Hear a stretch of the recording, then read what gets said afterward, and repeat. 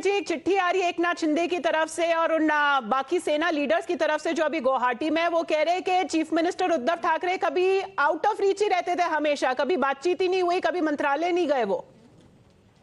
ये तो बात बिल्कुल सही है। ये सीएम साहब का बहुत कम मंत्रालय में आना हुआ।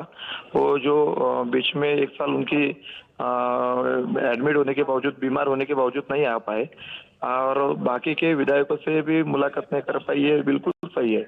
मगर इसका मतलब हम महाविकास आघाड़ी को गिराएंगे, मुख्यमंत्री साहब पे अविश्वास लाएंगे, ऐसा नहीं होता। क्योंकि टॉप 5 में मुख्यमंत्री उद्धव ठाकरे साहब अभी आगे आ चुके हैं कोविड काल में। जी नहीं, लेकिन एकनाथ शिंदे जी और बाकी जो एमएलएज है उनका सीधे तौर पे कहना है कि वो अपनी पार्टी में अकेले पड़ गए थे।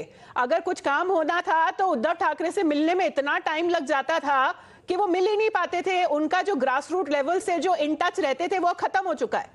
110% सही है एकनाथ शिंदे साहब का। क्योंकि मैं खुद उन पे नाराज था कि मैं खुद जाके उनसे बोला 8 तारीख को ट्राइडेंट होटल में कि आप हमें टाइम क्यों नहीं देते। हम आपको टाइम मांगते, हमारे जो कॉन्स्टिट्यूंसी के जो कुछ क्वेश्चन रहते हम आपको पूछने के लिए, हमारे बातें जो निधि के लिए, डेवलपिंग के लिए हम आपके यहाँ पे आते, फंडिंग के लिए आप टाइम ही नहीं देते, मिलने को देते, आपके खुद के पक्ष को नहीं देते तो हमें कैसे देंगे। ये कुछ नाराजगी मैंने खुद जाके उनसे बात करी हुई है इसके पहले। मगर इसका मतलब ऐसा नहीं है कि उन पे अविश्वास लाना और वहां से सत्ते में से उनको बाहर निकलना। जी, आप बोल रहे हैं कि आप भी नाराज थे, ठीक है। नाराजगी अगर इतनी बढ़ गई कि अगर छोड़ने की नौबत आ गई, वो कह रहे कि हम 2.5 साल तक इंतजार करते रहे, अभी आदित्य ठाकरे को अयोध्या भेजा, वो भी जाना चाहते थे, मना कर दिया। नहीं, वो क्या उनका इंटरनल प्रॉब्लम है, वो मुझे कुछ पता नहीं। मगर मैं 110% अभी भी ये बता सकता कि जो कुछ अब शिंदे साहब के साथ में लोग गए हुए हैं, कुछ शिंदे साहब शिवसेना छोड़ने वाले नहीं है। वो एक आनंद दिघे, बाळासाहेब ठाकरे के वो चले हैं। वो कुछ जाके वो रिटर्न 2-4 दिन में रिटर्न आएंगे, इतना मेरे को आत्मविश्वास है। पर कैसे आ रहा है आपके पास ये कॉन्फिडेंस सर? क्योंकि शिंदे साहब तो सीधे तौर पे एक तरीके से काउंटर कर रहे हैं उद्धव ठाकरे को। आप भी कह रहे हैं नाराजगी थी, यह बात मान रहे हैं ना? उद्धव ठाकरे के अगेंस्ट नाराजगी थी, ये शायद बढ़ती रही। नहीं, नाराजगी का मतलब उस पर फिर अविश्वास डालना और उनको सत्ते में से बाहर निकालना, ये सही बात नहीं ना। जो कुछ गलती हो गई तो गलती अपन दुरुस्त भी कर सकते ना। भाजपा को सत्ते में बिठा के अपने को फायदा क्या होने वाला है?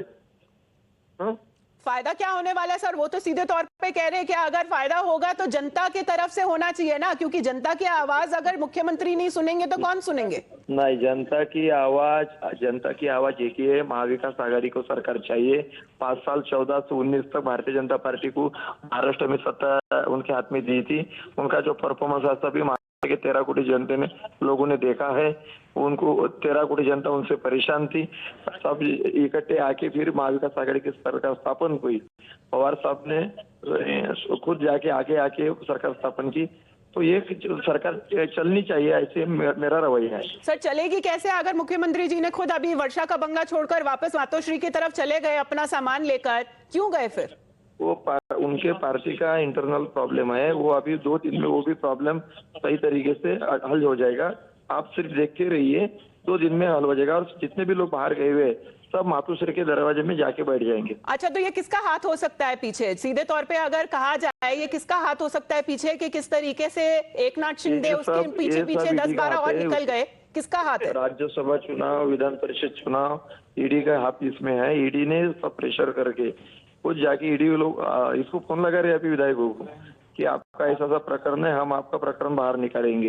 ये डर के मारे सब लोग बाहर है। आप उनके नाम देखिए, जो कुछ शिंदे साहब के साथ में गए हुए विधायक है ना, उसमें से आधे लोग ईडी से परेशान होकर भागे हुए लोग हैं। लेकिन देवेंद्र जी, हम तो उनसे बातचीत कर रहे हैं, वो तो फोन लाइन पे अवेलेबल है, हम तो उनसे बातचीत कर रहे हैं। वो कह रहे हैं कि वो अंडर कोई प्रेशर नहीं है, वो अपने विलिंगली वहां पे पहुंचे हैं, गुवाहाटी गए हैं, क्योंकि सीधे तौर पे कह रहे हैं कि प्रॉब्लम है शिवसेना में, अभी ऐसे नहीं चल सकता। देखिए ना, प्रताप सरनाईक साहब को ईडी की नोटिस, वो उधर वो निकल चुके हैं।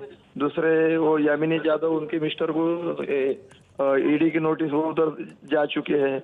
और बहुत सारे लोग हैं कि जिनको ईडी की नोटिस गई हुए, सब उधर अब ये जहाज में से वो जहाज में भागने के लिए तैयार हो चुके हैं। तो अभी बाकी 16 नेता जो अभी बचे हैं एमएलए, उनमें आदित्य ठाकरे भी है, उनके साथ अब क्या होने वाला है? क्योंकि आप बोल रहे हैं कि असली नेता शिवसेना का एकनाथ शिंदे है। नए सब 2 दिन में आप जरा रेस्ट कीजिए। 2 दिन के बाद जितने भी गए हुए लोग हैं सब मातोश्री पे आके बैठेंगे, आप सिर्फ लेना। चलिए, धन्यवाद आपका देवेंद्र जी हमारे साथ जुड़ने के लिए। So the